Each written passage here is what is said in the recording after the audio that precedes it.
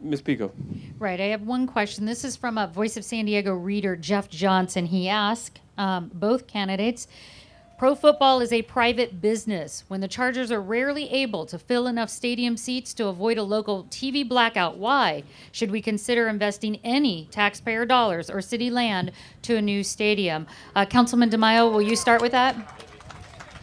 I think that concern is absolutely valid. And at a time when we have after-school programs that have been decimated, arts and culture programs that have been cut back, library hours and park and rec program hours that have not been restored, streets that are falling apart, storm drains that are not protecting our environment, we absolutely have to focus on our neighborhood priorities first, not a $1 billion investment for a billionaire. That is why... That is why I do not support a taxpayer subsidy for the Chargers. I will be open-minded about public-private partnership driven programs and proposals, just like I would be open-minded and be collaborative and facilitate any company that wants to come to San Diego and make an investment. Absolutely, the mayor's office is going to work to make sure that that investment can be done, but we do not have the financial wherewithal at this time or even in the foreseeable future to put any public dollars into a stadium deal, and that's why we are looking at public-private partnerships. We've got the best destination, frankly, in the country, if not the world, in San Diego, and I believe that a multi-purpose sports and entertainment facility that's privately financed, privately operated, absolutely can be done in San Diego. They said we couldn't accomplish pension reform. And I said, no, we're going to get the experts around the table. We're going to listen to Democrats, Republicans, and independents. I started working with Mayor Reed from San Jose, who's a Democrat. And guess what? When the naysayers said we couldn't get it done, we brought the right people to the table, and we got it done. We made San Diego a national model, and we did the things working together. So we absolutely have to move forward in a collaborative way on that issue. That it? Okay. There was one quick follow-up. You said public subsidy. What about the question included land? Would you give the team land or let them build on land? If they want to pay fair market price for the land, it So certainly only if can they be buy part it. of the equation. We need to make sure that the taxpayers benefit out of this transaction. There's been a problem. Politicians who've never been in the private sector before are lousy negotiators. They've shown that in negotiating really bad pension deals, and they've shown that with a ticket guarantee in negotiating really bad stadium deals. I'm a businessman. I insist that we are going to have a return on investment for taxpayers from any sort of agreement that I pen in my administration. Okay. Congressman Filner, 2 minutes on why in the world we'd give the Chargers a subsidy or land at this time. Shout out to the beer garden, by the way, and Jeff Johnson. By the way, every time he mentions the word reform and I mention the word special interest, they get a drink. So,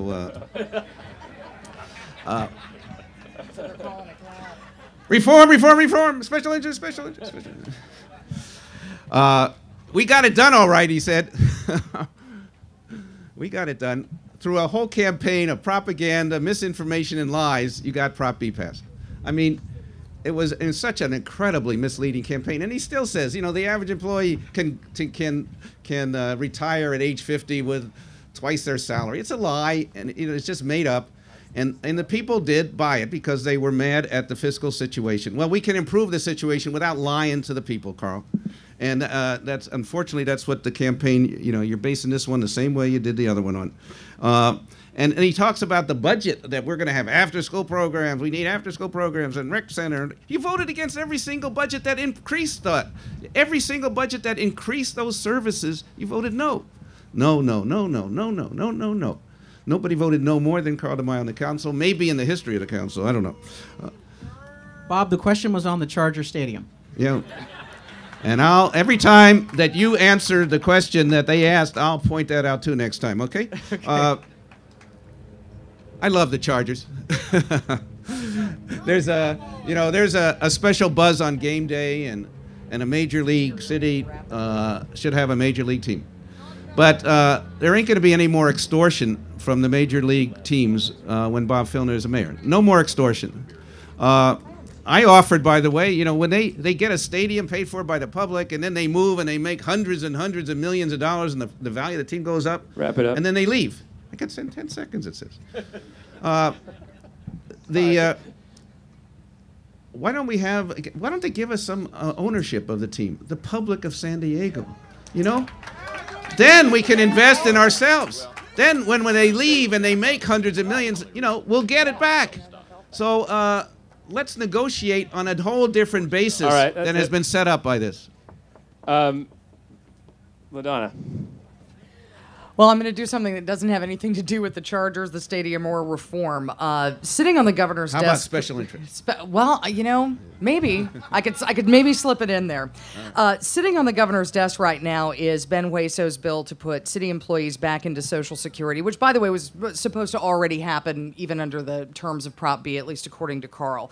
And you can argue that if you want to. Carl is wrong. Okay, at any rate, Mr. Hueso also decided to investigate the permitting for a Walmart neighborhood store in Sherman Heights. This is after Juan Vargas tried to float a bill restricting them. In other words, when the city of San Diego makes a decision, whether it's voters or the city council that our legislators don't like, they run up to Sacramento and they use the state to try to hammer us back in line. As mayor, how are you going to deal with this egregious state interference in our business? Well, there's some good and some bad in what you asked. By the way, Proposition B said nothing about Social Security. So I don't know where you got the idea that Prop B says that they could put, the city council could always have put any employees back on Social Security. The city council could do it now. Prop B was irrelevant to that. And Carl, at the first part of the campaign, didn't mention it. Then when I brought it up, as you're taking people who do not have Social Security and throwing them under the bus, he said, oh no, we'll give them Social Security. By the way, that opens a whole new can of worms. A whole new can of worms. That's why Proposition is so bad. That is, it's unclear whether you could put just by federal law, I don't know what the state law says, that you can put a section of employees, one section of employees on Social Security without the other. So that's never been tested. And if you put the older people, the existing on Social Security, do they have to pay back taxes? And does the city have back taxes? So the DeMaio plan gives us billions and billions and billions of dollars of back taxes. That is a complete can of worms that I don't think the city wants to get into, by the way. So, but your question is one, you know, we don't want interference. We're a charter city. We don't need that kind of interference that if we pass something, as much as I opposed it, I don't like the state saying, no, we can't do that, or anything. And we, in fact, there was an attempt, which I called up the state assembly leader and the state senate leader. When they tried, they were trying to say that you can't even vote on a proposition like B, and I said, no, you cannot impose that kind of thing on a city like San Diego. So that's a principle. I think I agree with you in general. That is, that kind of interference in our local affairs is wrong. Thank you. Yes. Well, let me answer the question. You have to have a mayor who can work with both sides.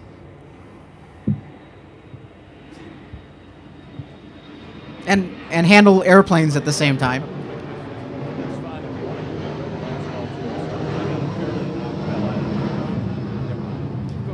You have to have a mayor who can work with both sides of the aisle to move forward on balanced solutions, and where appropriate to use those relationships to stand up for local control here in San Diego.